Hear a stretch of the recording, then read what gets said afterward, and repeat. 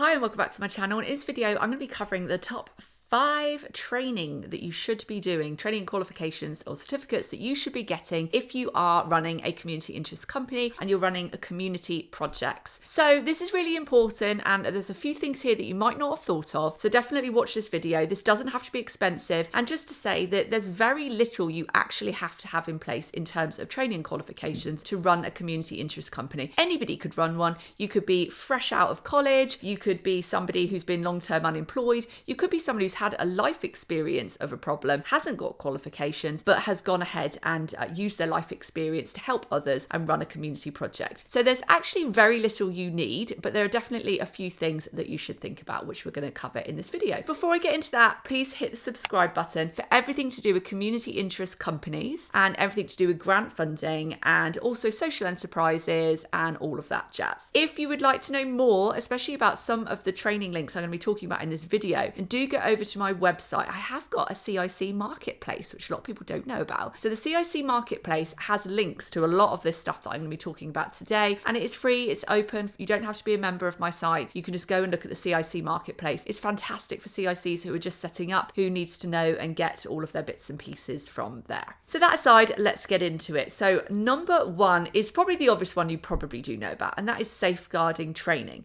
But here's what people do get wrong. So with safeguarding training, you really should be getting a safeguarding lead training for you as the main lead facilitator, and then your other staff need to then have a regular safeguarding training. Okay, so safeguarding lead, and then there's regular safeguarding training. The mistake some CICs make is that they just get the regular safeguarding one, but you have to have a lead. You actually have to have that written on your safeguarding form. Now this is really important. I recently had a CIC who had their grant funding removed by the National Lottery after they'd been successful because they didn't feel they had their safeguarding up to scratch. So this stuff is really important. You might think it's just like a little side tick box thing, but it's actually important. So where can you get that? So the NSPCC do safeguarding lead training and regular safeguarding training. The lead training is around $450 and the regular is about $25, but also ask your local authorities because they may provide it for you for free. So do go and ask your local authorities, because if you're going to be doing work with young people in the local area, that obviously benefits them. They're going to want to make sure you're up to speed. So do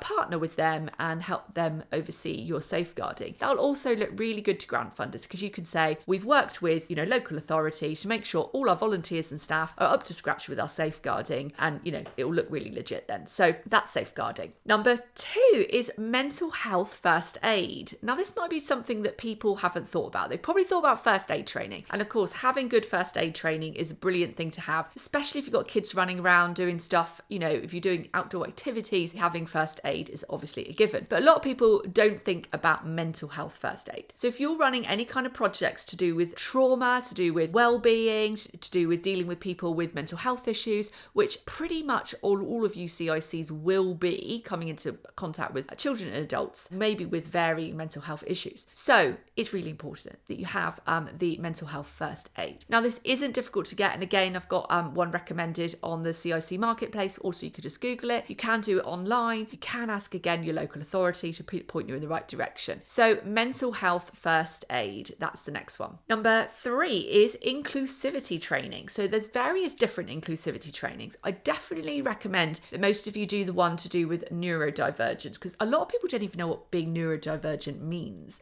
They don't know what comes under it. And there's various different neurodivergent traits and symptoms and difficulties and differences that people have. So that is wide ranging. So I definitely would say if you've got the mental health first aid already, I would then probably look at doing some inclusivity around maybe dyslexia and also ADHD and autism. I'd say those are probably the basic ones to begin with. This is really important because this will help you design your projects. For instance, even just your posts advertising your event, even that may have some barriers in it which could affect people's accessing your projects. So making your information really clear, your handouts, all of that kind of stuff. So you really need to think about about those things. So doing that inclusivity training is a really good idea. So there's various ones that you can get. Have a little look online. And again, on the CIC Marketplace, we've tried to scour the internet for some of the best ones to recommend some for you. Number 4, I would say project management and budgeting training. So you really want to think about having some budgeting training. If you've never done project management before, if this is your first one, I deliver this over in my membership. So in my membership, we very much help people do the evaluation training and help them manage their projects. So you can get that from us